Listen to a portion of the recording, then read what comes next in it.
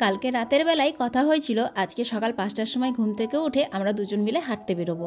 এইদিকে ঘুম থেকে উঠছি আমি 7টার সময়। তো 7টার সময় উঠে হাঁটতে যাব কি করে?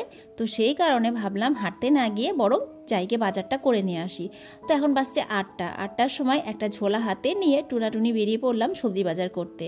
তো আজকে না অন্য একটা রাস্তা দিয়ে যাচ্ছি, আমরা যাই ডান দিক দিয়ে, আজকে গেলাম বাঁ দিক দিয়ে। এই রাস্তা দিয়ে আমরা চলাচল কিন্তু খুব কম করি না বললেই চলে। তো আজকে আবার ইচ্ছে হলো গ্রামের ভেতর দিয়ে গিয়ে একটু বাজার করতে। তো গ্রামের ভেতর দিয়ে যেতে গিয়ে একটা না হনুমান মন্দির পড়ে, তো সেখানে আবার একটু দাঁড়িয়ে ঠাকুরটাকে প্রণাম করে সকালবেলায় চলে এলাম সবজি বাজার করতে। তো কিছুটা সবজি বাজার করলাম আর কিছুটা মাছ বাজার করলাম। তারপরে এই যে একটা ঝাঁটা হাতে নিয়ে চলে গেলাম বাড়িতে। না, এখন বাড়িতে যাব না, এখন যাব মুরগির মাংস কিনতে, কারণ আমরা মুরগির মাংস কিন্তু সদরঘাট থেকে কিনি। তো একটা ঝাঁটার প্রয়োজন ছিল, যেহেতু আমাদের বাড়ির ঝাঁটাটা প্রচণ্ড ছোট হয়ে গেছিলো, ঝাঁট দিতে খুব কষ্ট হচ্ছিল, তাই আবার একটা ঝাঁটাও নিয়ে নিলাম। তো এদিকে আমার বর গিয়েছে মাংসর দোকানে মাংস কিনতে, আর আমি তো মাংসর দোকানে যাই না মাংস কিনতে। তো সেই কারণে আমি আবার মাছ বাজারে দাঁড়িয়ে দাঁড়িয়ে এই যে মাছগুলোকে দেখছিলাম। গরই মাছগুলো দেখো, এই যে এই ট্রেটা থেকে ওপরে উঠে গেছে, ওপরে উঠে কেমন ছোটাছুটি করছে এদিক ওদিক। আর একটু হলেই কিন্তু গঙ্গাতে নেমে গেলেই কিন্তু আর ওই মাছগুলোকে পাওয়া যাবে না। যাকে এইদিকে দেখো সবজিওয়ালা মাসিগুলো ওই পার থেকে কিন্তু সবজিগুলোও নিয়ে চলে এসেছে। আমাদের এই পাটটা হচ্ছে জিয়াগঞ্জ আর ওই পাটটা হচ্ছে আজিমগঞ্জ। আজিমগঞ্জে সবজির আড়ত আর মাছের আড়ত দুটোই আছে। তো ওই পার থেকে সবজি মাছ নিয়ে এসে আমাদের এই পারে কিন্তু বিক্রি হয়। তো সেই কারণে সকালবেলায় মাসিগুলো গিয়েছিল ওই পারে, দিয়ে ওই পার থেকে সবজি টবজি নিয়ে এসে এখন এই পারে বসে বিক্রি করবে। আর এই দিকে দেখো মাছটা মনের সুখে জলের মধ্যে খেলা করছে।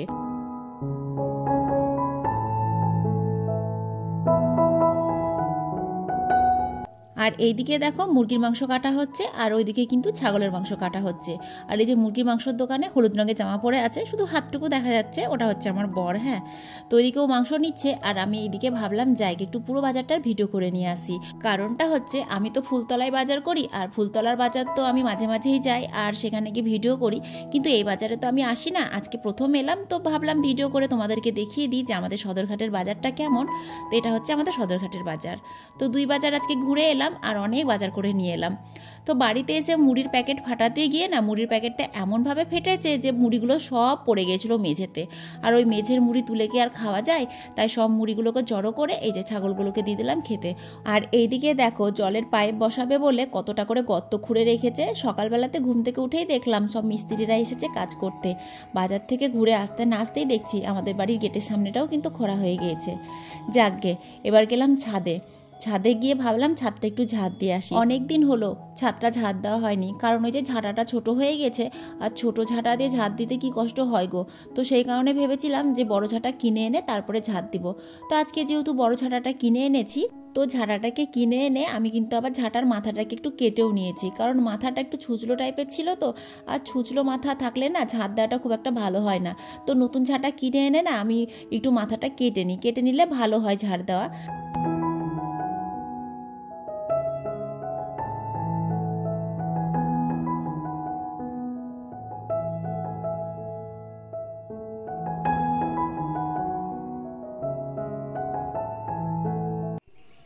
আমার স্নান করা প্রায় আধ ঘন্টার ওপরে হয়ে গেল, এখন পর্যন্ত ঠাকুরকে পুজো দিতে পারিনি।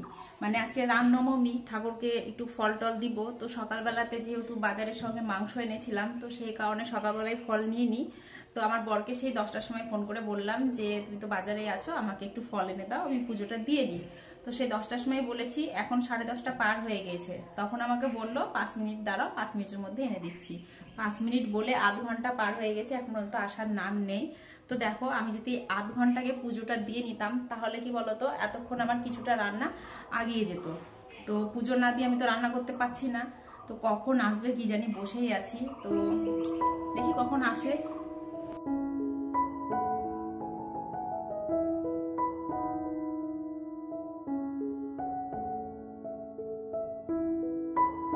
পুজো দেওয়া হয়ে গেল, এবার তো সকালবেলায় কিছু খেতে হবে। তো হাঁড়িতে ছিল কটা ভিজা ভাত, কালকে রাতের বেলাতে ভাত রান্না করেছিলাম, যতটা ভাত থেকে গিয়েছিল তার মধ্যে আবার কিছুটা জল ঢেলে রেখেছিলাম। বলা যায় না, গরমের দিন ভাতটা তখন নষ্ট হয়ে গেলে কুকুরগুলো খেতে পারবে না। তো আমি বেশিরভাগ রাতের বেলাতে যে ভাতটা রান্না করি সকালবেলায় থাকলে কিন্তু কুকুরগুলোকে মেখে দিই খেতে। তো আজকে আবার ইচ্ছে হলো ভিজা ভাত খেতে। তো বরকে বললাম তুমি খাবা?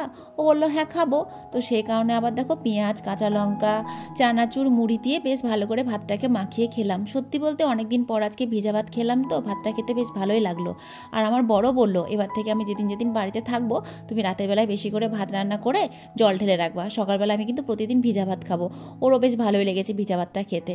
তো এদিকে দেখো কত কি বাজার করে নিয়ে এসেছি, আলু, পটল, ভেন্ডি, তারপরে করলা, অনেক কিছু, পেঁয়াজ, রসুন, আদা, লঙ্কা।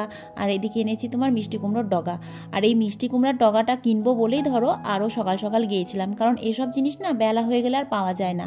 তো অনেক খোঁজাখুঁজি করার পর একটা ঠাকুমার কাছে এই যে একটা আটি পেলাম। আর এই যে এই মিষ্টি কুমড়োর ডগা না খেতে আমার খুবই ভালো লাগে। আমি না মাছ, মাংস, ডিম দিয়ে যতটা না ভাত খাই, ততটা ভাত খাই আমি হচ্ছে ওই শাকসবজি দিয়ে। শাক পাতা যদি রান্না হয় না, তাহলে যেন অর্ধেক ভাত ওই একটা শাকসবজি দিয়ে আমি খেয়ে নিই। সত্যি বলতে আমার শাকসবজি খেতে প্রচণ্ড ভালো লাগে। তো আজকে মিষ্টি কুমড়োর ডগাটা কীভাবে রান্না করছি চলো তোমাদেরকে দেখিয়ে দিই। হ্যাঁ, আমি কিন্তু ডাল বাটা দিয়ে রান্না করি।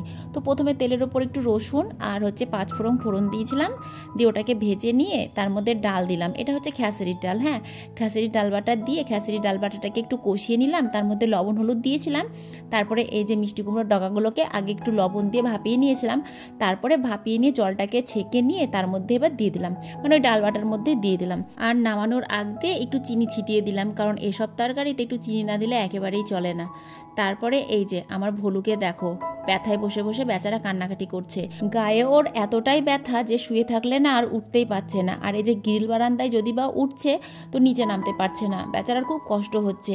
কালকে জানো তো রাতের বেলাতে বসে বসে ঘরের মধ্যে সেই কি কাঁদছিল, আমি কি করব বলো তো।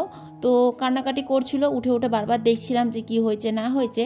তো গ্রিল বারান্দায় সকাল থেকে শুয়ে আছে, নামতেও পারেনি। অন্যদিন চা খেলে ওখানে যায়, গিয়ে বসে থাকে, তারপরে বিস্কুট দিই, বিস্কুট খায়। তো আজকে চায়ের ওখানেও যেতে পারেনি, তাই আবার চা খেলাম, আবার ওকে 2টো বিস্কুট দিয়ে গেলাম খেতে। তো ওইদিকে দেখছো কতটা কাজ আগিয়ে গিয়েছে, খালি ওই পাইপগুলো পুতলেই হয়ে যাবে। আর এইদিকে দেখো রান্না প্রায় হয়েই গেল। আজকে বেশি কিছু রান্না করব না, ভাত করেছি, ওই যে মিষ্টি কুমড়োর ডগা রান্না করেছি, আর এই যে মাংস, ব্যাস তাহলেই হয়ে যাবে।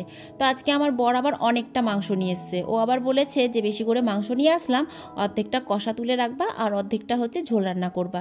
কি জানি আজকে কি ইচ্ছে হয়েছে, বেশি করে মাংস এনেছে, এনে কষা খাবে। তো দেখো আমার কিন্তু কষানো হয়ে গেছে, তো কিছুটা মাংস আমি কষানো তুলে রাখবো। কিছুটা মাংস কষা তুলে রাখলাম আর বাকিটাই জল দিয়ে এই যে সেদ্ধ করে নিলাম। এখন নামানোর আগ দিয়ে একটু গরম মশলা ছিটিয়ে নামিয়ে নেব। তো আজকেকার মতো রান্না বান্না হয়ে গেছে, চলো এবার ভাতটা বাড়া যাক। ওইদিকে আমার বরমশাইও চলে এসছে, আর এদিকে দেখো আমাদের খাবার দাবার কিন্তু বেড়েও নিয়েছি।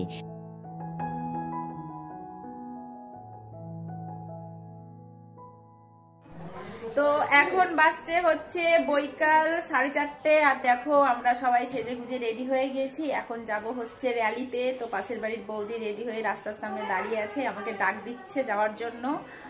তো আজকে এই শাড়িটা পরলাম অনেকদিন পর, সেই দশমীর দিন পরেছিলাম, তারপরে আর পরা হয়নি। তো আজকে আবার পরতে ইচ্ছে করলো বলে আবার পরলাম। কেমন লাগছে অবশ্যই জানিও শাড়িটা পরে আমাকে। তো এখন ভাবছি আমরা তো সবাই যাচ্ছি বাড়িতেই, পুষিটাকে কোথায় রেখে যাব। বলু না হয় একটু বাইরে থেকে যাবে, ফুটবলও থেকে যাবে, কিন্তু পুষিটা রাখা যাবে না, কারণ পুষিটাকে বাইরে রাখলে পরে আলগা বিড়াল এসে কামড়ে দিতে পারে। তো পুষিটাকে ঘরের মধ্যে রেখেই যাব। সবাই বলতে আমি আর সঙ্গীতা যাচ্ছি, আমার ছেলে আর আমার বর এখন মাঠে যাচ্ছে ক্রিকেট খেলতে। আগের সপ্তাহে আবার ছেলেকে নিয়ে যায়নি বলে, আমার ছেলে খুব কান্নাকাটি করছিল বলে এই সপ্তাহে হ্যাঁ আসছি চলো। তো এই সপ্তাহে ওর ছেলেকে নিয়ে ও যাচ্ছে মাঠে খেলতে। এই যে ও রেডি হয়ে গেছে ব্যাটাকে নিয়ে খেলতে যাবে বলে, ব্যাটা বাইরে দাঁড়িয়ে আছে ব্যাট বল নিয়ে, আর আমি সাজুগুজু করে রেডি। এখন আমিও বেরোবো। সঙ্গীতা ওইদিকে মুখে একটু ক্রিম টিম মাখছে, হ্যাঁ ক্রিম মাখছে না, যাই হোক ও কানের পড়ছে, ওর মুখে ক্রিম মাখা হয়ে গেছে।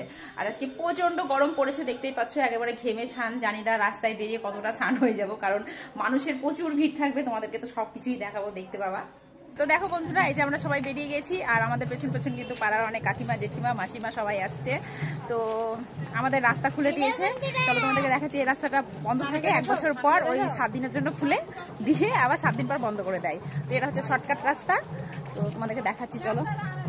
তো এই দেখো এটা হচ্ছে সেই রাস্তা, যেই রাস্তাটা সারা বছর বন্ধ থাকে। রাস্তা তো না, এটা হচ্ছে মাঠ।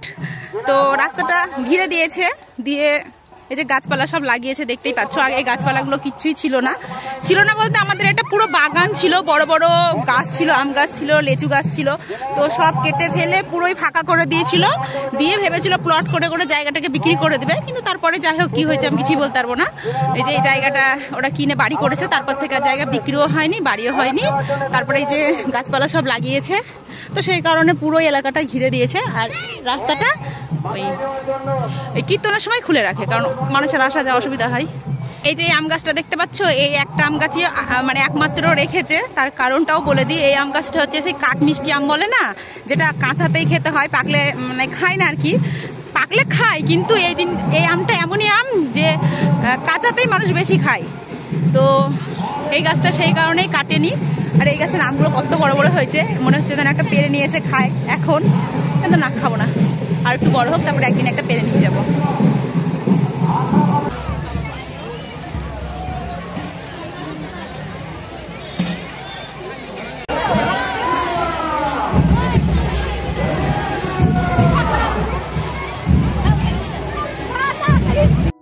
জানো তো, আমি না কপালে তিলক পরতে খুব ভালোবাসি, মনে হয় প্রতিদিন পরি, কিন্তু পরা আর হয় না। তো যাকে যখন যখন সুযোগ পাই তখন কিন্তু ছাড়ি না সুযোগটা, সঙ্গে সঙ্গে গিয়ে যে তিলক পরে নিই। তো আজকে পরলাম, আজ থেকে প্রায় 7 দিন ধরে কিন্তু তিলক পরেই থাকবো। হ্যাঁ, যেহেতু মন্দিরে আসবো, আর মন্দিরে প্রতিদিন তিলক পরায় আর প্রতিদিন তিলক পরবো। তো আজকে রামনবমী, আর রামনবমী উপলক্ষে এই যে আমাদের এখানে কীর্তনটা হয়, আর একটা কিন্তু বড় র্যালি বেরায়, আর যে র্যালিটা বের হয় না সেটা হচ্ছে আমাদের জিয়াগঞ্জের সব থেকে বড় র্যালি। আর এখান থেকে যে র্যালিটা বের হয়, এরকম র্যালি কিন্তু আজ পর্যন্ত আমাদের জিয়াগঞ্জে কেউ কোথাও থেকে বের করতে পারেনি। এখানে হাজার হাজার মানুষের ভিড় হয়, একটু পরেই দেখতে পাবে। এখন তো ফাঁকা মাঠের মধ্যে দাঁড়িয়ে আছি। তো যাই হোক, পতাকাগুলো হচ্ছে নেওয়া হয়েছে, তো এই পতাকাগুলো সবাই নিয়ে যাবে র্যালিতে। তো আমি নিব না, কারণ এর আগের বার পতাকা ধরতে গিয়ে না আমি নাচই করতে পারিনি, তো এবার ভেবেছি পতাকা নেব না।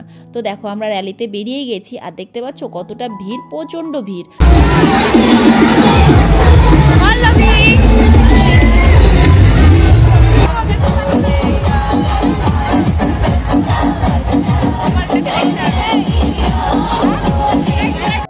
দেখো, শুধু যেই পদযাত্রায় আমাদের বেরোতে ইচ্ছে করেছে এরকমটা না, এই যে গোপুসোনারও কিন্তু বেরোতে ইচ্ছে করেছে। গোপুসোনাও দেখো কোলে চেপে এই পদযাত্রায় ঘুরে বেড়াচ্ছে। আর এদিকে দেখো আমরা যাচ্ছি একদিক দিয়ে র্যালি নিয়ে, আর ওই দিক দিয়ে কিন্তু বাইকে করে আরেকজনও মানে আর একটা দলও বেরিয়েছে র্যালি নিয়ে। তো প্রথমে ওদের বাজনা যাচ্ছে, আর পেছনে কিন্তু ওরা পতাকা নিয়ে বাইকে করে যাচ্ছে। ওরা বাইকে করে যাচ্ছে আর আমরা কিন্তু হেঁটে হেঁটে যাচ্ছি। তবে ওদের জনসংখ্যা অনেক কম হলেও আমাদের জনসংখ্যার কিন্তু কোনো গুনতি ছিল না, হাজার হাজার মানুষ ছিল। কত হাজার যে মানুষ ছিল সঠিক জানা নেই, প্রায় 10 থেকে 15 হাজার তো হবেই, কারণ পুরো রাস্তাটা শুধু আমাদের র্যালিতেই ঘিরেছিল। আর এইদিকে দেখো আমার বান্ধবীর বাড়ির সামনে কিন্তু ঠান্ডা জলের ব্যবস্থা করা হয়েছে, এমনকি শরবতও খাওয়ানো হচ্ছে। তো আমার বান্ধবী আমার জন্য ওয়েট করছিল যে তুই কখন আসবি, তো আমাকে দেখে ও বেজায় খুশি।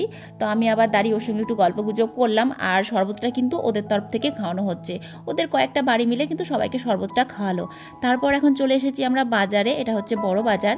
তো দেখতে পাচ্ছ ওই যে র্যালির মাথা, মানে মাথাটা কোথায় সঠিক জানা নেই, আর শেষটা কোথাও সেটাও জানা নেই, যেহেতু আমরা মধ্যে ছিলাম। আর এটা হচ্ছে এই যে আমাদের বিশ্বগায়ক অরিজিৎ সিংদার বাড়ি। তো অনেক তাকালাম বাড়ির দিকে, কিন্তু কাউকে দেখতে পেলাম না। হয়তো দাদা নেই, যদি থাকতো তাহলে হয়তো জানালায় এসে দেখতো, কারণ এর আগের বছর যখন আমরা বেরিয়েছিলাম তখন বাড়িতে ছিল, তখন কিন্তু জানালা দিয়ে দেখছিল। তো আমাকে অনেক নাচানোর চেষ্টা করেছিল, আমি কিন্তু নাচিনি। তো অবশেষে থাকতে না পেরে আমি একটু নেচে নিলাম। তো কি করব বলো, সবাই নাচছে, আমাকে বারবার নাচতে বলছে, না নাচলে কেমন দেখায় না, সবার কথা রাখার জন্য আমিও কিন্তু একটু নেচে নিয়েছি। তবে প্রচণ্ড হাসি পাচ্ছিল। যাই হোক, আমি কিন্তু বেশি দূর যাইনি, আমি আমাদের এলাকা থেকে শুরু করে সদরঘাট পর্যন্ত এসেছিলাম। তারপর সদরঘাটে এসে এই যে এখন বসলাম একটু, কারণ এতটা হাঁটার ক্ষমতা আর আমার হচ্ছে না। এমনিতে প্রচুর হেঁটেছি, প্রায় 3 ঘন্টা হয়ে গেল র্যালিতে ছিলাম। 3 ঘন্টা ধরে থাকার পর আর ক্ষমতা হলো না দেখে এই যে সদরঘাটে এসে বসে পড়লাম।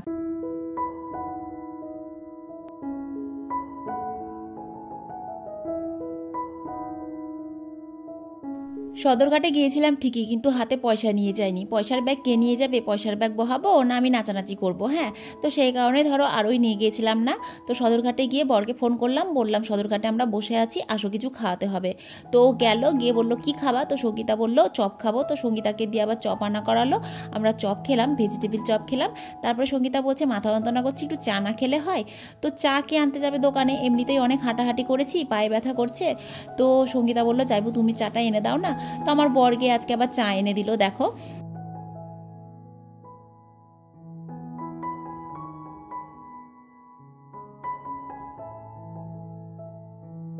আমরা খেলাম চা, আর ছেলের জন্য নিয়ে আসা হলো এই যে ছানার কেক, কারণ ওকে চা দেওয়া হবে না, ও কোল্ড ড্রিঙ্কস খেয়েছে সেই কারণে। তো চা খেয়ে তারপরে চপটপ খেয়ে চলে এলাম বাড়িতে, কারণ প্রচণ্ড মেঘ করেছিল, আর মেঘের কারণেই ধরো র্যালিতে আমরা আরোই বের হইনি, কারণ বলা যায় না ঝড় বৃষ্টি চলে এলে তখন অতগুলো মানুষ থাকবো কোথায়, বা কার বাড়িতেই বা অতগুলো মানুষকে ঢুকতে দেবে, তাই না? তো সেই কারণে ধরো আরোই গেলাম না। আর এমনিতেই দেখতেও তো পেলে যখন আমরা মাঠে ছিলাম, মাঠে কি জোরে জোরে বাতাস বইছিল। তো এইদিকে দেখো ঝমঝম করে বৃষ্টি পড়ছে, আর কুকুরগুলো না গেটের সামনে এসে ঠকঠক করে কাঁপছিল। তো আমার ভোলু তো ঘরেই ছিল, বাইরে ছিল হচ্ছে ফুটবল আর হচ্ছে চিকু। তো ওদের দুজনকে আবার ভেতরে ডাক দিলাম, ডাক দিয়ে যে ঘরের মধ্যে এবার ওদেরকে বসতে দিলাম। তো যাকে আজকে ভিডিও এখানে শেষ করলাম। সবাই খুব ভালো থেকো, আমিও খুব ভালো আছি, টাটা।